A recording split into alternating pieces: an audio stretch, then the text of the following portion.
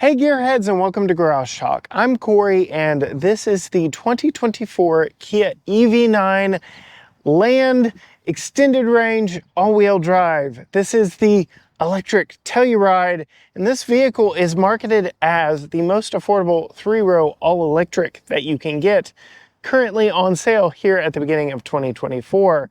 This nearly $75,000 vehicle definitely ain't cheap, and in this video I'm going to take you on a quick tour and a short drive to show you if the price is truly justified.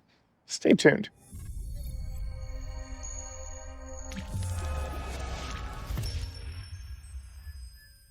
Yes, gearheads, you heard me right. Nearly $75,000 for this electric vehicle, but it is a nice, spacious, roomy three-row EV. And again, some of its competitors, Rivian R1S, Mercedes EQS SUV, and Tesla Model X. Yeah, those are all luxury branded vehicles. This is more mainstream.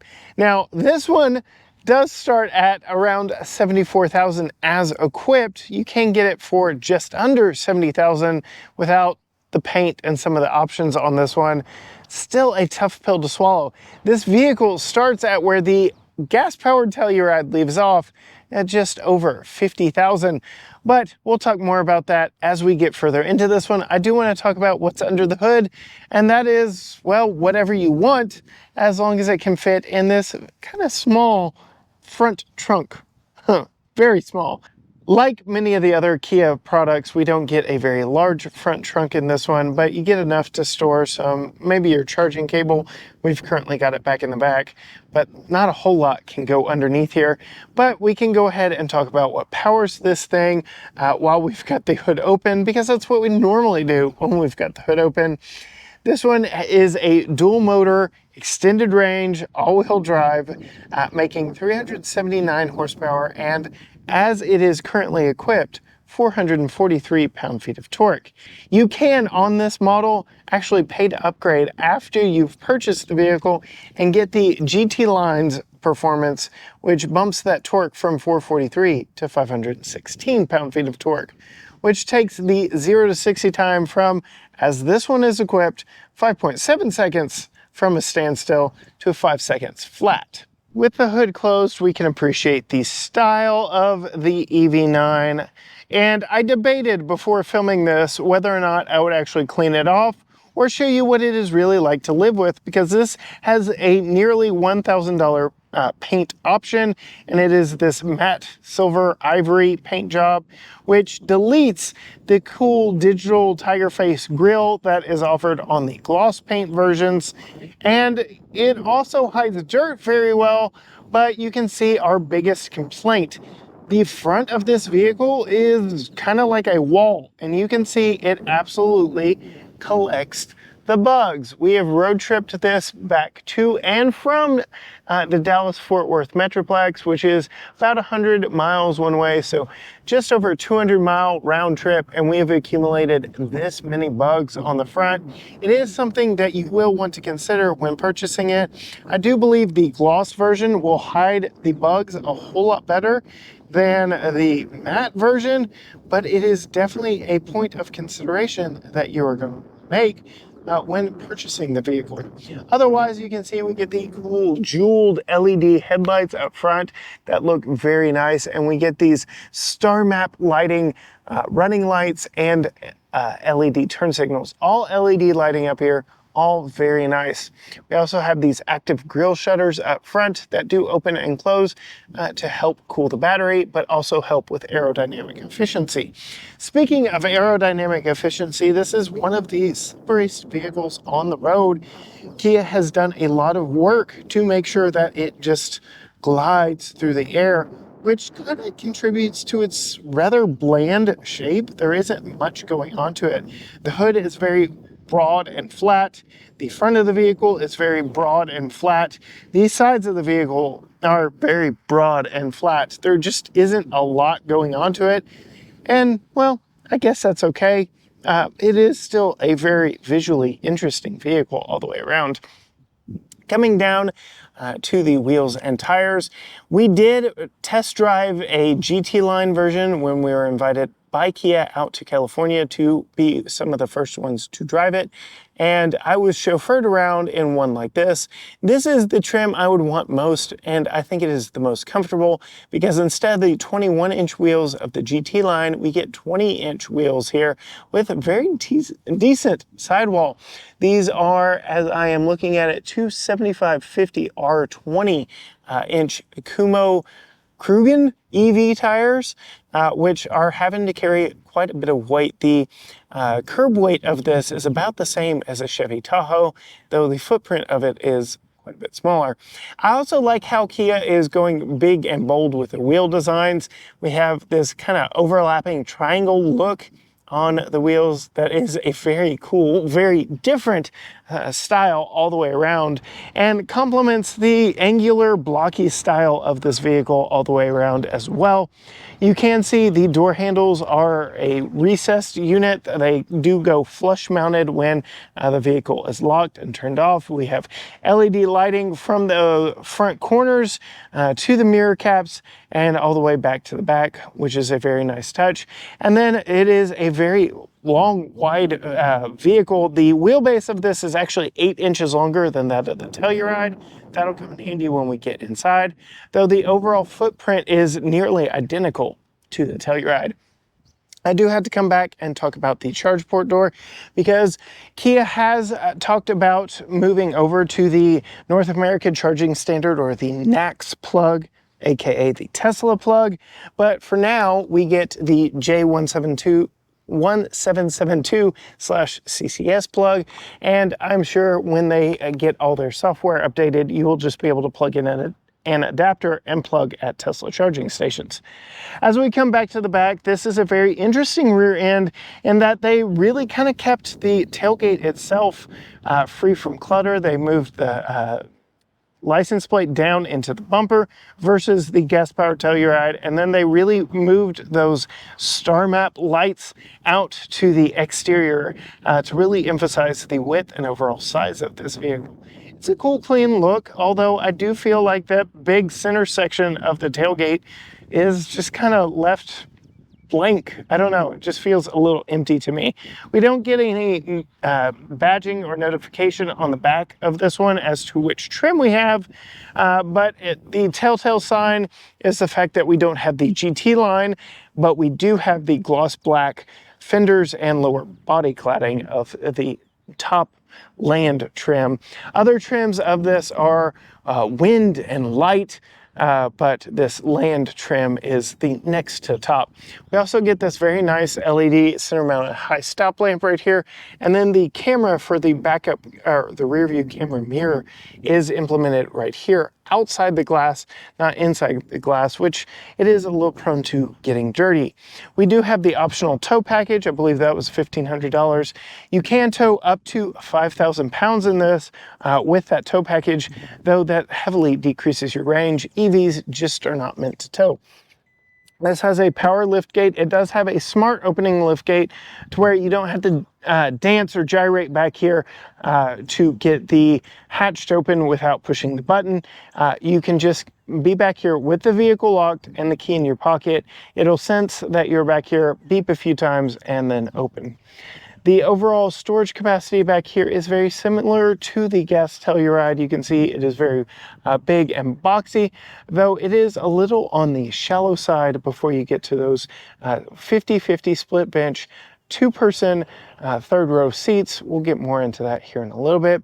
Over here, we get a little bit of extra power and an emergency close or open button right here underneath that hatch. Coming to the driver's side, though, we have some additional power here and some power fold mechanisms for the second row of seats, though you can see that is where we've got Tucker's child seat currently installed. So I won't power fold those. I guess I could power fold the left just to show you it doesn't go all the way down, but we definitely can't do that with Tucker's child safety seat there in place. Right here, you can see we can hold 130 pounds on this false load floor. That underneath it does have a little bit of additional storage. You can see we have fix-a-flat, no spare tire because spare tires are heavy and big and would take up from the large batteries on this. We never did talk about battery size, but this being the extended range has a 99.8 kilowatt hour battery, which is quite massive. It's the biggest that Hyundai and Kia products use, and it will take a little bit longer to charge than the big battery in the Kia EV6, though with the DC fast charging at 350 kilowatts, it will go from 10 to 80% in about 25 minutes.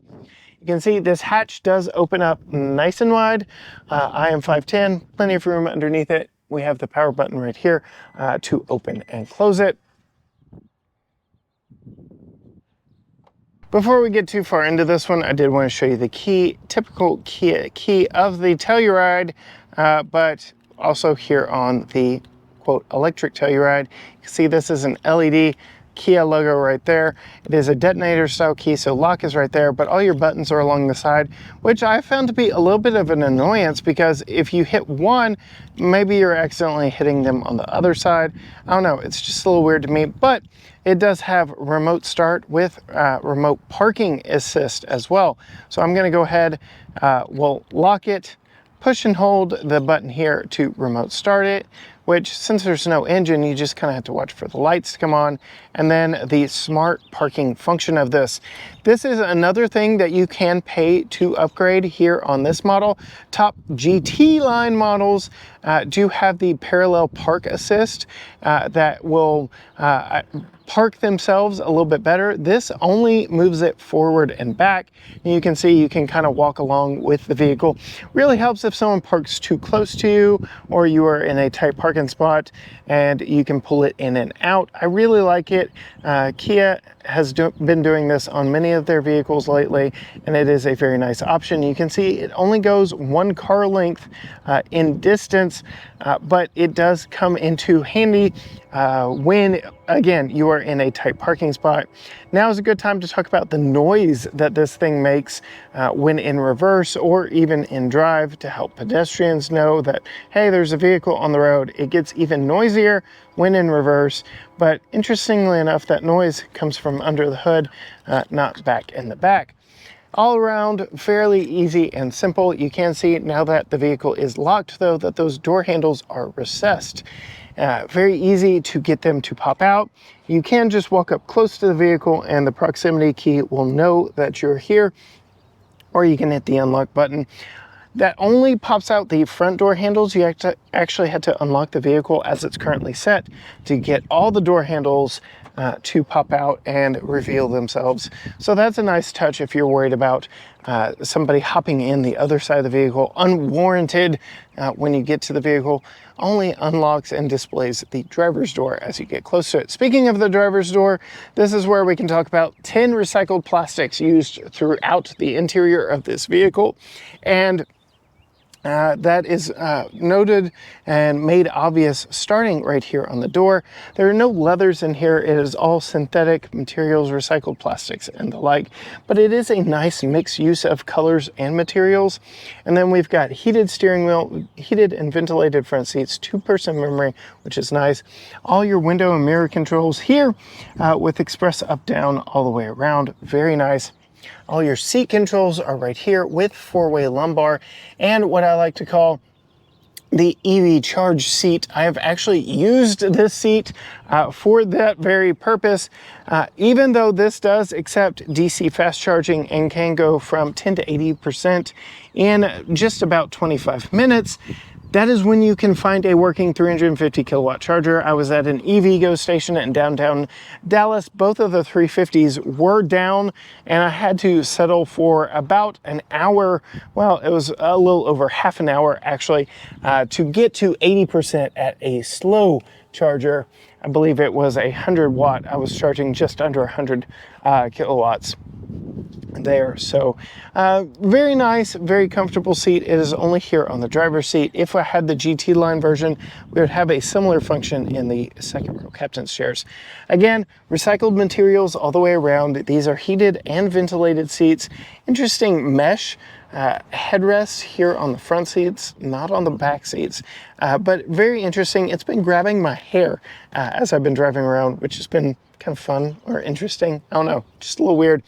Coming around to the driver's seat, climbing in, getting away from all the chirping birds, and we'll go ahead and start it up. You can see the power button is actually here on the gear selector stalk coming off of the steering column. You can see it through here, though my chubby hands do not quite fit through here and make it to the button here. This is also where you put it in drive and all of that. Starting over my left knee, we have the button to open the charge port door. 2 times press to open the front trunk, press and hold to open the rear hatch, traction control, your brightness, and your electronic parking brake. Very interesting use of materials that continues all the way across. We'll talk about that more here in a little bit. Very interesting flat top and bottom steering wheel. It is sort of a squircle. All the typical Kia controls up here for your driver information system. Allows you to pan through and look through many different things here. You can see we have put 471 miles even on this vehicle since we've had it. And we are averaging 2.7 miles per kilowatt, which if you do the math based on our East Texas power, not including the time I spent charging at the DC fast charger, that's about 2.5 cents per mile, which is just epic when it comes to affordability. Yes, the cost of the vehicle is more, but there are some other benefits to the fact that this is an EV, more than just the cost per mile to drive it.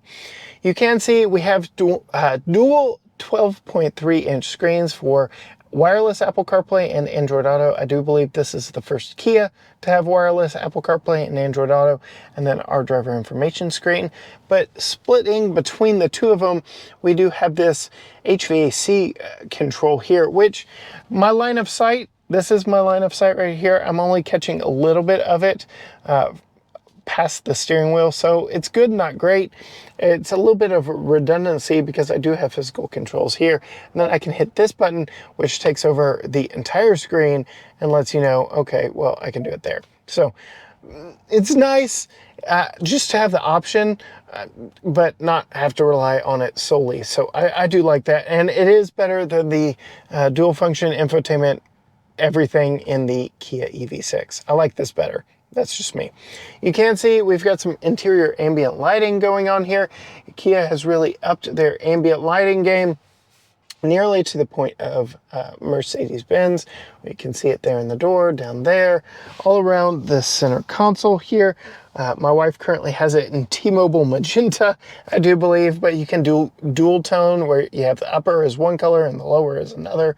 It is a pretty cool look. Down here we've got USB-C ports, and then a USB-C port that can be either used just for charging or for USB connection to the screen here. So if you want to plug up and charge, but you don't want to ask in whether or not it's going to charge or communicate with the infotainment, you can just hit that button. Otherwise you can hit it there. Now it's actually talking to the vehicle. Down here we have some additional power as well, a cigarette lighter style function. A lot of bit of storage down here, which makes up for the little bit of storage up here. We do have this roller shade that covers these dual cup holders that are varying different sizes. So you can put something like a Stanley cup in here. In this back one, the front one is a little bit smaller. You can move them out of the way and just have a big open space. Again, that is covered. You can push these two buttons here and deploy them, and you do get little grippers on this side, the outer side. Right here, we've got some buttons for auto hold, downhill descent control, because it is an SUV, parking camera button, and parking sensor button. Parking cameras are good. We have 360 cameras on this, multiple different angles and views, including this 3D view of the vehicle. Not the same wheels that we have. I'm pretty sure if I had a color that wasn't white, this would still be white. But it is a nice touch that does allow you to see all the way around you. It is very nice, and I like how you have just a quick access physical button right here. Fairly large, interestingly opening glove box here. You can see just how big it is because the packaging in EVs just works a little bit different. You don't have to worry about an engine and a firewall, things like that. So there is just a little bit more room. Up here up front, there really is quite a bit of room, and it is very spacious for front seat passengers. Plenty of headroom, even with my normal sized sunroof here with a manually opening shade. We'll talk more about what's back there behind me here in just a moment, but plenty of headroom. I'm very comfortable up here at 5'10". Let's actually pop out and see what it's like to sit behind myself at 5'10" in that second row, because this is where EVs really impress, especially this particular EV being a 3-row crossover, this one having captain's chairs. I really do feel like Kia is built this to be a chauffeur's vehicle, and we'll talk more about that here in a moment. But we do have built-in sunshades here on the back windows that cover up a majority of the window. They do a very nice job. Heated and ventilated captain's chairs, also very nice back here in the back. You can see same dual tone material as up front. We do have armrests that ratchet into place. Recline here, a fold button right there, lower latch points that we can install child seats like that. If you want to see me install that, be sure and hit the subscribe button, so you'll see when that happens on our family review when that video drops. Go ahead and get comfortable back here with my armrest and talk about these buttons right here. Again, it's like a chauffeur's dream vehicle because the driver or rear passenger can easily move this seat out of the way for somebody riding shotgun. So if you wanted to be an Uber or a Lyft driver that is very economical per mile, this vehicle would absolutely do it, and you can move that seat completely out of the way for rear passengers. Back here we get a couple cup holders, USB-C ports on the backs of the front seats, hard map storage buckets on the backs of the seats. Interesting cloth here that is also echoed both in the doors and right there on the dash. Again, a lot of interesting materials in here. It's the same cloth as in the headliner. It is very nice and upscale. Just a very interesting look. I guess you can hang some bags on the backs of these seats, which is pretty cool as well. And all around, fairly good storage. We do have tri-zone climate control in this vehicle, so I could show you right there. Turn it on with ceiling mounted vents. I really like that a lot. I'm gonna go ahead and turn this off though, because I do not need it. And then we have this large fixed in place glass roof over the second and third row. Does cut into my headroom a little bit. I can't make this seat go up and down, but I'm fairly comfortable back here. It's a power rolling shade that is only controlled by the front. Interesting that Kia doesn't give you controls for back here. I can recline very nicely back here and get very comfortable. So no complaints over second row comfort. And then I do have some additional storage cubbies here that I want to talk about because I didn't show you everything. Up here, you get a lot of storage underneath the center console here. So very big storage well here, and this tray actually pulls out even further so you can keep some items here. If you're charging a device, you can set it down right there. Unfortunately, all of that kind of steals from your front seat passengers. Up here we have a very small center console with Qi wireless charging right there. So I wanted to show you exactly why that was so small before I showed you just how small it was. It's because they give it all to the rear seat passengers. Again, this is really built to be a chauffeur's vehicle, I do believe, more so than not. Another interesting note here is we have a grab handle. Even though this is not really a big, tall SUV, just nice to know that you've got that. Now we have both this button right here and this button right here to flip and fold the seat forward, which is one of my big complaints of this vehicle. We have Tucker's child seat in place, cannot do this on his side where the child seat's in place. And what's very interesting is while this seat does go up fairly far, to lock it into place, you can see, well, let's get the back. To lock it into place, that's as far forward as it can go. So this is the maximum amount of rear legroom that you can have. So there is a lot of talk about how, yes, this is a big, comfortable 3-row electric vehicle. I don't believe that they've given a fair amount of space to this third row of seats, but yes, I'm gonna go ahead and climb in here And we'll put the headrest up and get kind of comfortable back here. These are reclining seats, and this is their most upright position. You can see my head is just about touching the ceiling back here. We do have some USB power. Sorry, make sure my mic is good. And some cup holders, more USB power over here. But yeah, let's see. We'll pull this guy all the way back. Oh boy, do I dare pull it all the way back? Yes, this is all the way back and upright, and it is pretty tight back here. It is not my favorite. I'm gonna go ahead and hit that button to give myself more room. You can see just where Tucker's seat is.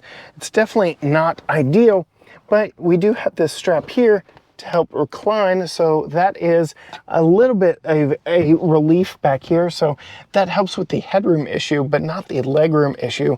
You are going to be negotiating. Granted, second row seats do have enough slide that something could be arranged between all three rows here for ultimate comfort. I just feel like this is still an emergency seat. It is not supremely comfortable. Not a place where many people are going to be wanting to ride long term. You can see even Tucker, who normally likes to ride in the third row, says he likes them both just about the same. So we've put him here where I feel like he's got more legroom.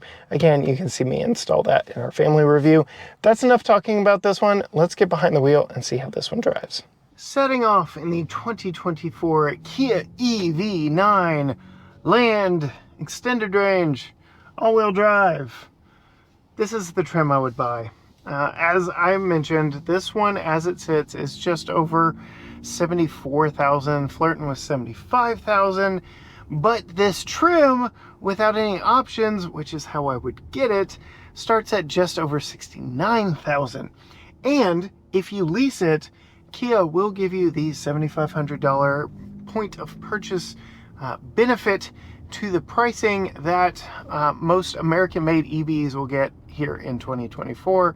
So there is a lot of benefit to leasing, which has actually increased Kia's overall lease rate and Hyundai's overall lease rate from like 2% to like 30% because of that incentive to lease their vehicles versus buy them and get that $7,500 incentive credit at the point of purchase. That is a big selling factor, and I really like, there's a lot about this vehicle that I really like. I've really had a lot of time to experience this vehicle. I was in LA for the launch. I was in LA for the production launch. So I saw both the production ready version and the concept version, and I did get to experience it in California on the media drive in the GT line trim, though that one was on some windy roads, and I really don't think most three-row SUV buyers are carving corners in their GT branded three-row SUVs. I think this kind of environment is more like what many EV9 buyers are going to see. Going through neighborhoods, stop and go traffic, school pickup lines, and the like. Stop and go traffic, not windy roads. I will say I did road trip this to Dallas and back, 110 miles either way. Had to charge it along the way. I did mention getting to use the seat, things like that. 280 miles of range in this was more than enough for a 100-mile one-way road trip. It did eat into it a little bit more. Again, I'm averaging 2.7 miles per kilowatt hour right now. Let's just normalize reporting that number. I know it's not sexy saying a single digit number on the gauge cluster or on the window sticker for fuel economy. Can we normalize miles per kilowatt on the window sticker? None of this MPGE business, please. EPA, get your act together. But with the 99.8 kilowatt hour battery and the 2.7 miles per kilowatt of city driving that I've experienced in this, because that's really where you're going to get 2.7, you can do the math as to what you're going to get on a normal full charge on this outside of that 280 quoted by the EPA. I will say on my highway drive, I saw closer to 1.8 miles per kilowatt. Again, that was at Texas highway speeds, so you can do the math there on its efficiency and its range at highway speeds. Forget what the EPA is rating and telling you. This is the way we need to measure EVs, not MPGE and all that just hogwash. Miles per kilowatt hour. It was a perfectly fine highway cruiser with one exception. Doing Texas highway speeds, I did hit a bump that was big enough to unsettle it, and when it got unsettled, there's only so much physics that engineering can overcome, and this thing got to bouncing pretty good. The curb weight on this is very nearly the same as a Chevy Tahoe, which is a bigger vehicle all the way around, and I definitely felt it in that situation. It got to bouncing and felt just unsettling, I will say. But otherwise, in normal cruising, highway cruising, city driving, this is a very comfortable vehicle. Perhaps more so than the Kia Telluride because the center of gravity is down low. The steering weight is good. The throttle response, the accelerator response, all of that is good. It is just very easy and effortless to drive. And given that I have always said EVs make great luxury vehicles, that does help offset that $75,000 price tag mindset just a little bit, because this feels very luxurious on the inside, especially for these first 2 rows of seats, which I do realize limits you to 4 seats of true luxurious like appointments. But all the way around, it is a very nice vehicle for 4 passengers. When you start getting above that, maybe not so much. You can option a bench seat in the middle for lower trims. You can leave those back seats down or put some small passengers back in the 3rd row. But yes, for most people, most situations, this is a very comfortable, big 2-row SUV. And that's where I think most EV9s are going to live in their servitude, is really these first 2 rows with an emergency back seat. Otherwise, this is a fairly fine vehicle all the way up and down. And I will say that I have driven this one mostly in normal drive mode, not in eco, not in sport. And sport is what you need to unlock that 5.7 second 0 to 60 time. And all that is done through the drive mode button here on the steering wheel. But yeah, we're currently in normal. We're going downhill a little bit, so it's not exactly fair, but we'll give it a little dip of the accelerator. Oh yeah, this thing is plenty quick and will throw you back in your seat, that is for sure. Though, again, it's not really why you're buying a big 3-row SUV, but it's nice to know that power is there if and when you need it. But I'm going to put us back into normal mode. We do also have Eco, Sport, Normal, My Drive, and Snow modes. So plenty of different drive modes here to accommodate exactly what you want. The My mode really only adjusts the throttle response and the steering. I will also say, from taking that GT line down windy roads in California and even driving this down some windy roads, still not an athletic vehicle. It's quick on a straight line, but again, it's a big, heavy vehicle on par with a Chevy Tahoe. I don't know how many people are buying these 2 carved corners. It does not compute. And Kia even is currently cold weather testing a full-fledged GT model of this. So I don't know. I am very pleased with this version because I like the 20-inch wheels and the softer ride it gives you. You can option up the more power of the GT line here on this trim. And I really think this EV9 Land Extended Range all-wheel drive is the sweet spot of the lineup. It gives you all the niceties, comforts, and luxuries without sacrificing the ride with those 21-inch wheels, which weren't terrible, but these are definitely the better ones to get. I also like the design of them a little bit better.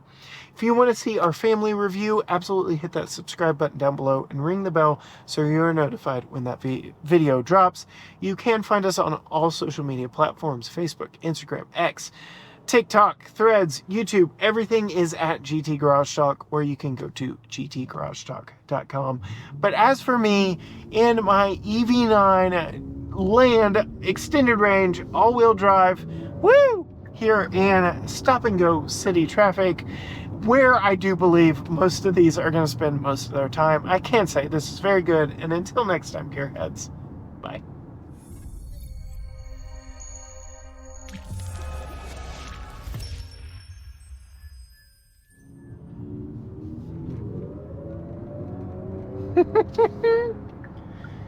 This thing is plenty fast for what a family commuter vehicle should be, could be, needs to be.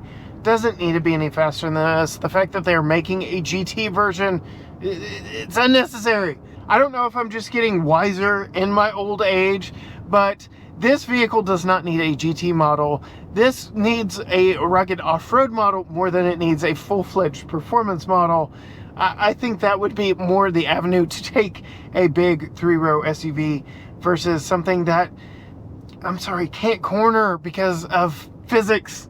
Like, you can only fight physics so much. Stop.